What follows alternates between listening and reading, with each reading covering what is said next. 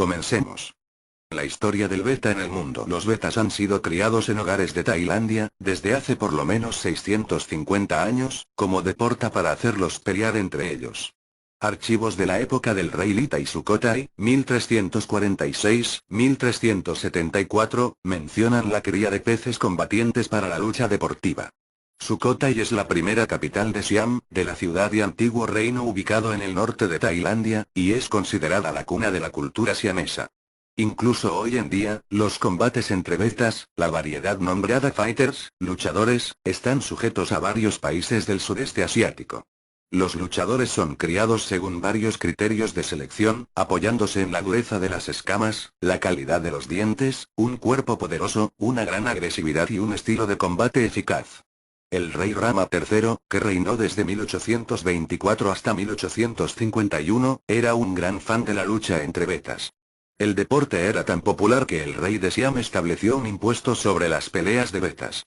En 1840, el rey Rama III de Tailandia hizo un regalo de varios peces combatientes de gran valor a Theodor Cantor, cuando éste estaba trabajando como médico en Siam.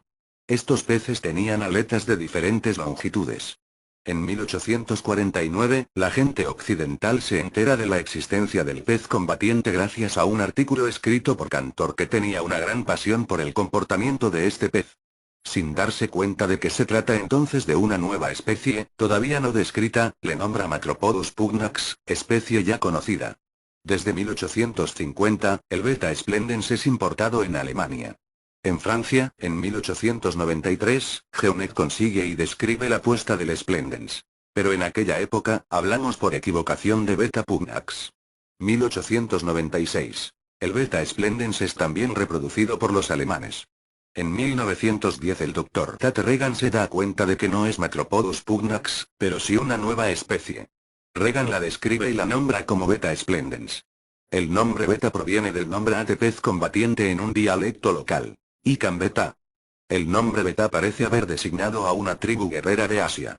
La palabra Ikan significa pez en malayo y en indonesio. Mientras que el nombre actual en Tailandia, es Placado Placat, pez que muerde. El nombre Beta splendens, significa guerrero espléndido, un nombre que le conviene perfectamente. Desde 1910, los betas son reproducidos de manera corriente en Europa, e importados a Estados Unidos. Es difícil de saber exactamente, en qué momento aparecieron los betas de aletas largas en Tailandia. Sabemos solamente, que los peces recibidos por Cantor tenían aletas de diferentes longitudes, y que existían en Tailandia betas de aletas largas, y betas de aletas cortas, hace 100 años ya. Prechajintasa Erewonge evoca diferentes hipótesis en su sitio web www.placatai.com con una explicación cultural que he visto interesante, y de la cual, resumo brevemente el principio. Hace 100 años, la gente en Tailandia no criaba betas para el comercio, sino para su placer, como animal de agrado y para el deporte. Y eran solamente los hombres quienes los mantenían, habitualmente con el fin de los combates. La costumbre de criar peces, especialmente para los niños, todavía existe hoy, como antes, y la mayoría de los criadores están criando peces para sus hijos. El niño tailandés, tendría su combatiente de aletas cortas, pero para la niña esto era demasiado cruel, simplemente quería un pez de agrado que viviría en su choza, como los combatientes de su hermano. Este es probablemente el motivo por el cual surgieron betas de aletas largas, los agricultores seleccionaron de generación en generación, y fueron consiguiendo aletas más largas. ¿Por qué no? En el mundo occidental, los betas son mantenidos y criados por el interés de su modo de reproducción, por la belleza de sus colores y sus aletas flexibles y brillantes como la seda, pero no para el combate. Hubo que esperar hasta 1927 para ver betas de aletas largas y colores diferentes en Estados Unidos. Ese año, Frank Locke de San Francisco recibe un cargamento de betas de Bangkok. Entre los betas que recibe, encuentra individuos con cuerpo oscuro y otros con cuerpo claro. A estos últimos los llamó Camboya Beta. Pero luego resultó que era solo una de muchas variaciones de color de Beta splendens. Después, durante algunos años, el mundo de los betas no evolucionó mucho. También es el momento de la caída bursátil de 1929 y la guerra del 39-40. Los años 50. En los años 50, Warren Young desarrolló una variedad de beta con aletas más grandes de la habitual. Nuestros betas modernos. Warren dio el nombre de Libby Beta a este tipo de beta, el nombre de su esposa. Con peces de calidad mediocre, Warren Young estableció 3 líneas. Una basada en el tamaño, la otra basada en el color, y la tercera basada en la forma. Posteriormente, mezcló las 3 líneas para crear a Libby Beta. De los años 60 a los años 80. Hacia el año 1960, el biólogo de betas, el Dr. Gene Lucas, obtuvo a través de una cría selectiva, y a raíz de una mutación, al beta blanco opaco. En los años 60, aparecieron en el lejano oriente, los primeros betas doble cola.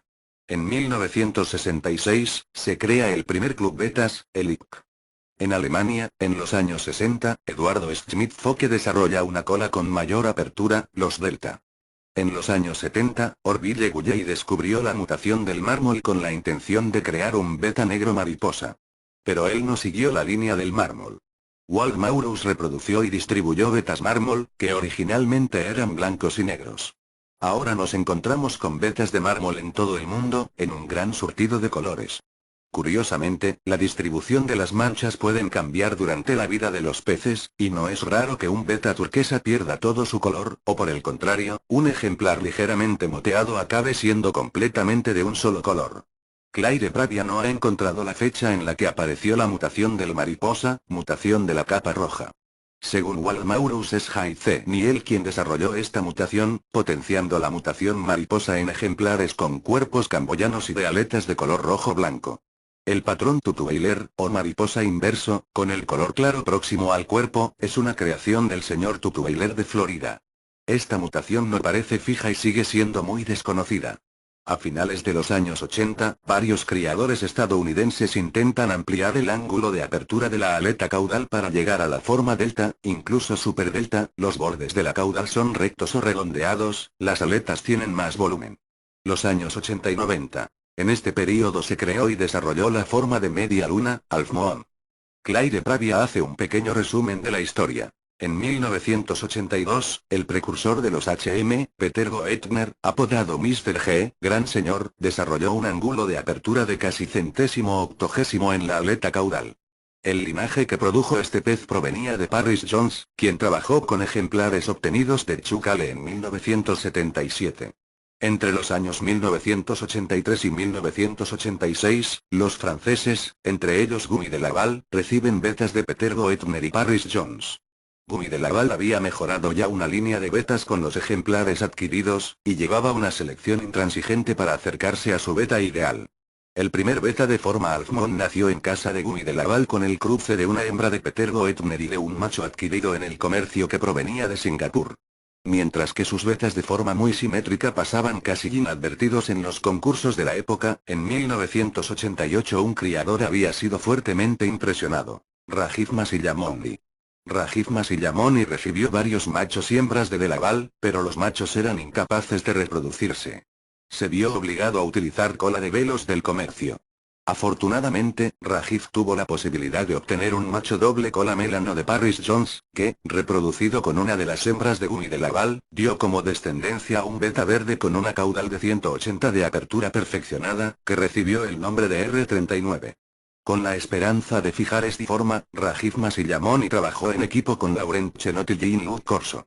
De modo que fue creada la primera descendencia verdadera de Half Moons, y la inmensa mayoría de Half Moons de hoy en día son descendientes de R39. Cuando se produjo un congreso del IPC en el año 1991, los betas de Rajiv no impresionaron a los jueces, pero muchos criadores le compraron sus betas, incluyendo a Jeff Wilson y Peter Goettner. Jeff Wilson fue quien empleó por primera vez el término de Half Moon, media luna. Laurent Chenot, Rajiv Masillamoni y Jeff Wilson empezaron a trabajar como un equipo, a través del intercambio de la cría con el fin de fortalecer la línea de sangre. A pesar de la falta de reconocimiento en las competiciones de la época, en Francia como en los E.U.